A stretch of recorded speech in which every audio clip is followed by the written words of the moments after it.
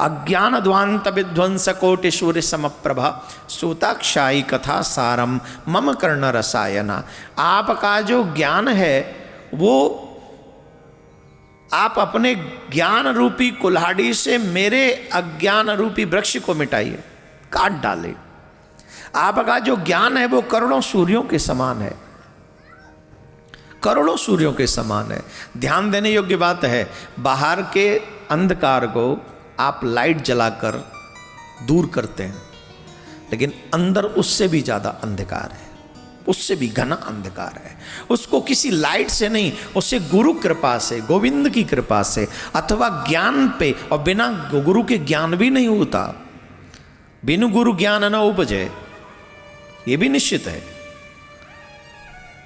आप श्रेष्ठ व्यक्तित्व के चरणों में जाकर दीन भाव रखकर जब आप सामने बैठते हैं, कथा सुनते हैं, उनसे कोई जिज्ञासा रखते हैं। भागवत क्या है? बोला था तो ब्रह्म जिज्ञासा, ब्रह्म सूत्र है। भगवान को जानने की जिज्ञासा, मानव जीवन को जानने की जिज्ञासा भागवत है। तो जब हम भक्ति करने जा रहे हैं, जब भगवान को पाने जा रहे हैं, उसमें भी तो मेरा पर्चा लगेगा कि नहीं? उसमें भी तो मेरी इच्छा होनी चाहिए कि मैं किसी और को नहीं, तुझे और अपने आप को जानने आया हूं यहां। तुझे मीन्स ईश्वर को, खुद को मीन्स स्वयं को। और एक बात है, गोपियों का भाव, स्वयं में ईश्वर का दर्शन जिसको होने लगा वो किसी में भी ईश्वर का दर्शन कर सकता है।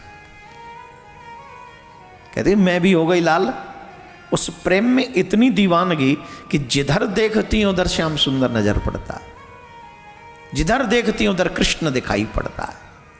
ये स्थिति जिस दिन तुम्हारी स्वयं की हो गई तो समझो तुमने ईश्वर को पा लिया।